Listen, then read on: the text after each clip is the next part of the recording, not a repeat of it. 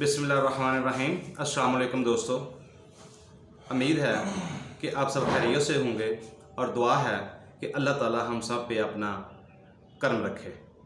मैं हूँ रियाज अहमद। मैं आपको बताऊंगा कि महकमा पुलिस कब, कैसे और क्यों कायम हुआ, और ये भी बताऊंगा कि आप पुलिस से मुतल्लिक़ अपने मसाइल के हल के लिए कौन सा तरीक़ाकार इख्तियार करेंगे। रोज़मर्रा ज़िंदगी में देखा जाता है, मेरे देखने में भी आया है, आप लोग भी देखते हैं, हमें रोज़मर्रा ज़िंदगी में पुलिस से मुतल्लिक़ छोटे मोटे मसाइल का सामना करना पड़ता है। महकमा पुलिस से के निज़ाम से वाक़फ़ियत ना होने की वजह से अक्सर लोग परेशानी का शिकार हो जाते हैं और अपने जायज़ मसाइल के हल से भी कासिर रहते हैं। जब मसला ज़रूरी हो और उसका हल भी ज़रूरी हो, तो निज़ाम से वाक़फ़ियत भी ना हो, तो इस सूरत में फिर हम मिडल मैन का तलाश करते हैं, मिडल मैन को तलाश करते हैं और मिडल मैन से रब्ता करके उसे अपना जायज़ मसला हल करने के लिए रिक्वेस्ट करते हैं, जिससे ना सिर्फ वक़्त का बेजा ज़िया होता है बल्कि खुशामद भी करना पड़ती है और बाज़ औक़ात मिन्नत तरले से भी काम लेना पड़ता है, और इस तरह ना सिर्फ वक़्त ज़ाया होता है बल्कि बेजा पैसे का भी ज़िया होता है। और इस सारे वजूहात की वजह से लाजमी तौर पर इंसान ज़हनी अज़ियत में मुब्तला हो जाता है। मौजूदा दौर में जबकि हर तरफ मसाइल का अंबार है, हर फर्द अपनी ज़ाती ज़िंदगी में मसाइल से घिरा हुआ है, तो पुलिस से मुतल्लिक़ खुदा न खास्ता अगर पुलिस से मुतल्लिक़ कोई मसला आपको आन पड़ता है तो इससे ना सिर्फ मुतल्लिक़ शख्स बल्कि उसके पूरे ख़ानदान की ज़हनी अज़ियत में बेपनाह इज़ाफ़ा हो जाता है।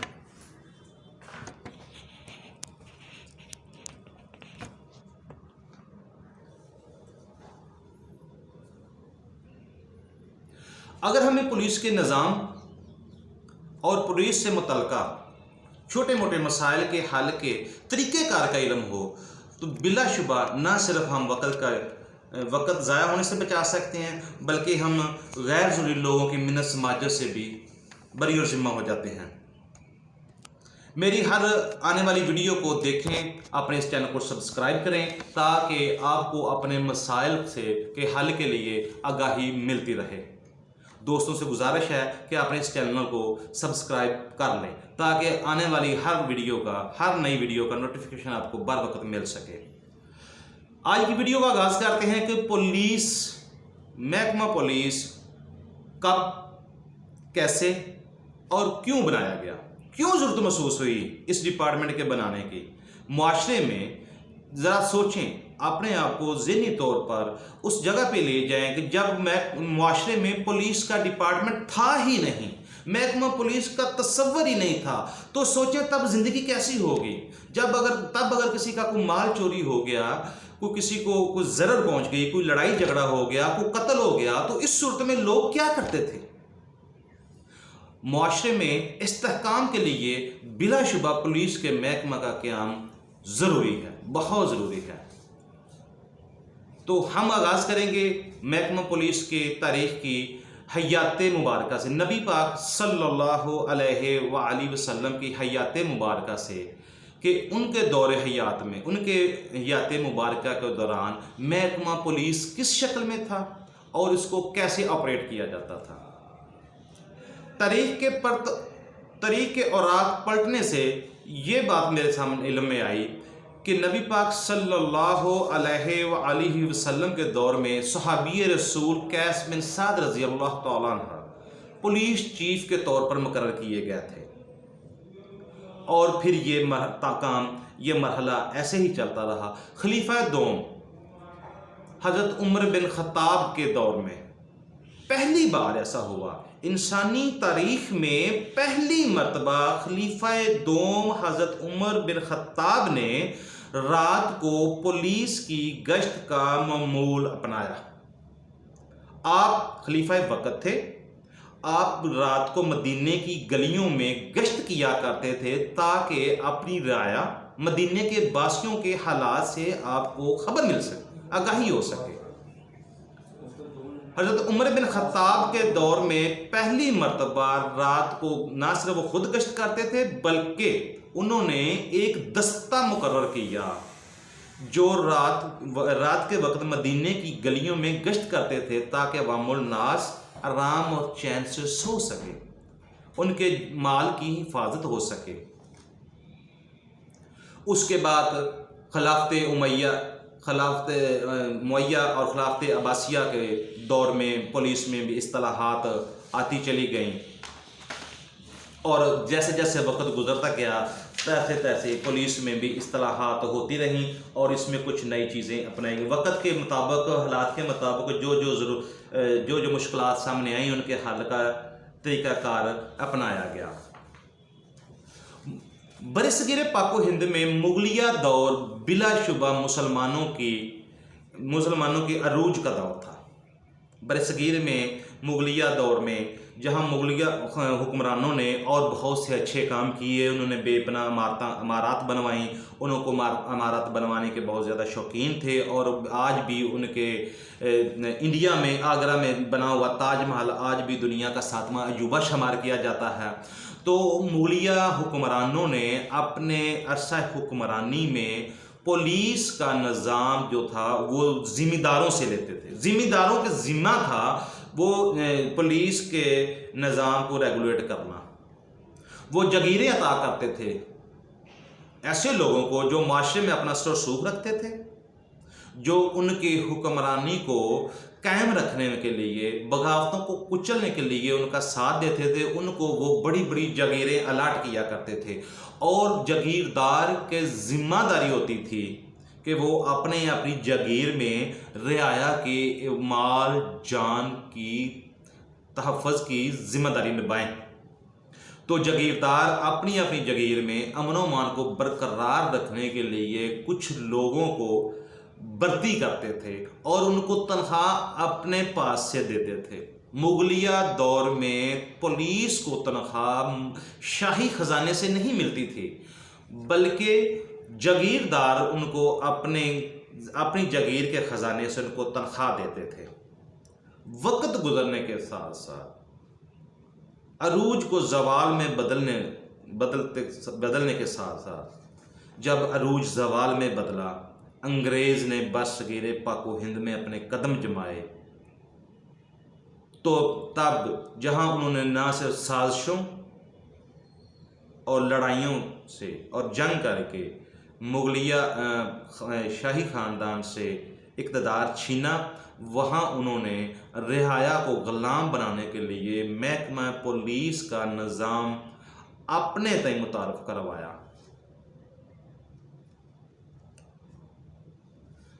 سب سے پہلے 1808 میں سن 1808 میں محکمہ پولیس کا ہیڈ کوارٹر کولکتہ میں قائم کیا گیا، اور پولیس کے ہیڈ کو سپرنٹینڈنٹ کا لفظ مامور کیا گیا۔ وقت گزرنے کے ساتھ ساتھ پولیس کے محکمہ میں نہ صرف نئی اصطلاحات ہوتی رہیں بلکہ ان کی ذمہ داریاں اور فرائض میں بھی رد و بدل ہوتی گئی۔ 1853 میں سر چارلس نے آئرش پولیس سے متاثر ہو کر آئرلینڈ میں آئرش پولیس کا جو نظام تھا اس وقت رائج تھا، اس کا مشاہدہ کر کے اس سے متاثر ہو کر اسی کی طرز پہ انہوں نے سندھ اور مدارس میں، یہ سندھ جو آج کل صوبہ سندھ ہے، یہ سندھ اس وقت نہیں تھا بلکہ سندھ صوبے کی جو علاقہ جو ہے وہ تاریخ کے مختلف اوقات میں اس کا حدود اربا مختلف رہا ہے۔ اس وقت سندھ اور مدارس کے دونوں صوبہ جات میں انہوں نے محکمہ پولیس کا قیام عمل میں لایا، اور اس کی بنیاد، اس کا ماڈل اور اس کی طرز سارا کچھ آئرش پولیس سے مستعار لی گئی تھی۔ صوبہ پنجاب میں سندھ کی طرز پر محکمہ پولیس کا آغاز 1860 میں ہوا اور پولیس کے صوبائی ہیڈ کو کمشنر کہا جاتا تھا، پولیس کمشنر کہا جاتا تھا، اور اس کو پولیس فورس کا ذمہ دار قرار دیا گیا اور اس کو اس کا ہیڈ مقرر کیا گیا۔ سر چارلس نے ہی 1860 میں تجاویز اصطلاحات کی نفاذ کے لیے تجاویز لکھی اور حکومت برطانیہ کو بھجوا دی، جو 1861 میں منظور ہو کر ایکٹ بن گیا۔ 1861 میں وہ لاگو ہو گئی اور ایکٹ نمبر 5 1861 کے رول کے حوالے سے، اس کی روح سے صوبہ پنجاب کا سربراہ inspector general of police Punjab لکھا گیا اور رائج ہوا۔ انگریزوں نے برصغیر کے عوام پہ اپنا تسلط مضبوط رکھنے کے لیے محکمہ پولیس کو استعمال کیا، بہت زیادہ استعمال کیا۔ اس میں انہوں نے نہ صرف اصطلاحات کی، گاہے بگاہے اصطلاحات کی، اس کے عہدے بدلتے رہے اور اس میں اپنی غلامی کی زنجیروں کو مضبوط رکھنے کے لیے وقت کے ساتھ ساتھ اس میں کمی پیشی بھی کرتے رہے۔ اس وقت صوبے کے انچارج کو انسپیکٹر جنرل آف پولیس کہا جاتا تھا۔ اسی طرح پھر انہوں نے ڈویژن کے لیول پہ پولیس کے افسران کو مقرر کیا، جن کو deputy inspector general of police کہا گیا، اور اسی طرح پھر ڈسٹرکٹ لیول پہ بھی یہ نظام انہوں نے متعارف کروایا، اور ڈسٹرکٹ اور ضلع کا in charge district magistrate overall in charge ہوتا تھا، جبکہ محکمہ پولیس کا in charge SP superintendent of police ہوا کرتا تھا۔ 1934 میں پہلی مرتبہ پولیس رول مرتب ہوئے۔ محکمہ پولیس کے رولز اینڈ ریگولیشن پہلی مرتبہ 1934 میں مرتب کیے گئے، جس کو پولیس رول کے نام سے جانا جاتا ہے۔ اس سے پہلے مختلف ادوار میں پولیس کے نظم و نسق کے حوالے سے مختلف مراسلے جاری ہوتے رہے، مختلف چیزیں لکھی گئیں، مختلف کتبے پائے گئے، لیکن پہلی مرتبہ باقاعدہ طور پر کتاب کی شکل میں 1934 میں پولیس رول مرتب کیے گئے، اور اس میں پولیس کی ذمہ داریاں اور اس کے فرائض کو الگ الگ درج کیا گیا۔ محکمہ پولیس کی طرز، اس کی تنظیم، اس کی یونیفارم، اس کی وہیکلز، جرائم کی سراغ براری اور جرائم کو روکنے کے لیے جو انسداد کیا جاتا ہے، انسداد جرائم کے تمام تر طریقہ کار کو وضع کیا گیا، اور آج تک ہم ان رولز کو چینج نہیں کر سکے۔ حکمران وقت کو چاہیے کہ اس طرف بھی توجہ دیں۔ آئے روز شور اٹھتا ہے، گلگلا آتا ہے، پولیس اصطلاحات کی جا رہی ہیں، مگر یہ بات صرف خبروں سے آگے نہیں بڑھتی۔ خبر زینت بنتی ہے، یہ بات خبروں کی زینت بنتی ہے اور پھر فائلوں میں دب جاتی ہے۔ قیام پاکستان کے وقت 1947 میں جب برصغیر پاک و ہند کو دو ملکوں میں تقسیم کیا گیا، پاکستان اور انڈیا کا وجود قائم ہوا، تب بڑی کثیر تعداد میں، بہت زیادہ تعداد میں یہاں سے وہ لوگ جو ہندوستان جانا چاہتے تھے، سکھ تھے، ہندو تھے، دوسری مذہب تھے، کچھ مسلمان بھی گئے وہاں پہ، اور یہاں سے وہ انڈیا چلے گئے، کسی کو مجبور نہیں کیا یہاں سے جانے کے لیے، اور اسی طرح انڈیا سے پاکستان آئے، مسلمان پاکستان آئے۔ اس وقت ان مہاجرین کی آمد و رفت کے وقت بہت زیادہ قتل و غارت ہوئی، ہمیں بہت دردناک قصے بھی سننے کو ملتے ہیں، بہت سارا واقعات بھی ایسے ہوئے ہیں۔ تو اس دور میں پولیس نے اپنی ذمہ داریاں نہایت ہی اہم طریقے سے نبھائی تھیں۔ المیہ یہ ہے کہ پولیس کو صرف گالیاں ہی دی جاتی ہیں، اس کے اچھے کام کو سراہا نہیں جاتا، صرف اس کے ظلم کی داستانیں ہی سنائی جاتی ہیں۔ آپ ایک لمحے کے لیے تصور کریں کہ پولیس کا محکمہ ختم کر دیا جائے اگر، تو معاشرے میں کیا ہوگا؟ بہرحال یہ ایک الگ ایشو ہے، اس پہ ہم پھر کسی وقت بات کریں گے، اس میں پوری ایک ایپیسوڈ علیحدہ سے بنا کے آپ کے پیش کروں گا انشاءاللہ۔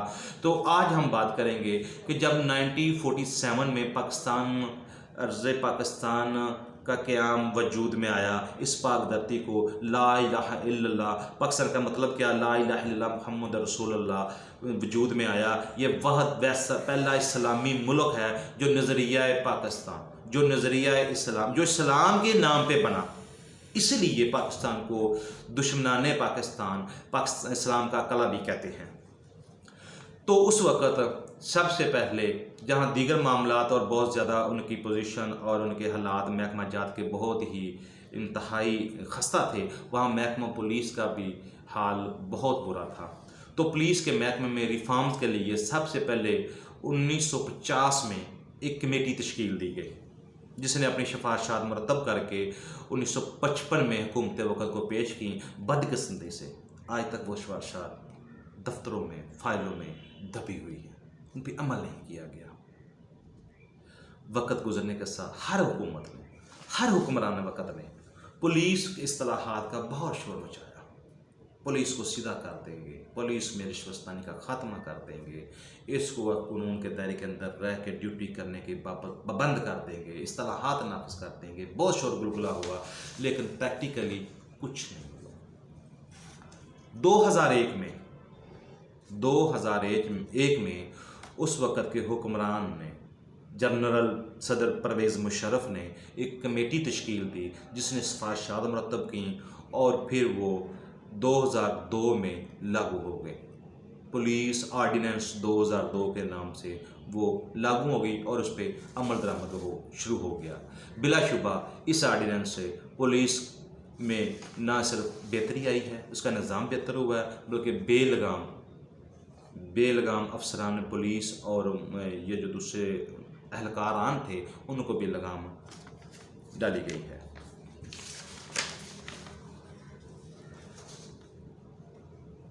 اپنا خیال رکھیے گا۔ آج کے لیے بس اتنا ہی، اگلی ویڈیو میں اس پر مزید بات ہوگی، اور ہر آنے والی نئی ویڈیو میں آپ کے مسائل اور ان کا حل بتایا جائے گا۔ اپنا اور اپنے چینل والوں کا بہت خیال رکھیے گا، اور اپنے اس چینل کا بھی۔ اللہ ہم سب کا حامی و ناصر ہو۔ السلام۔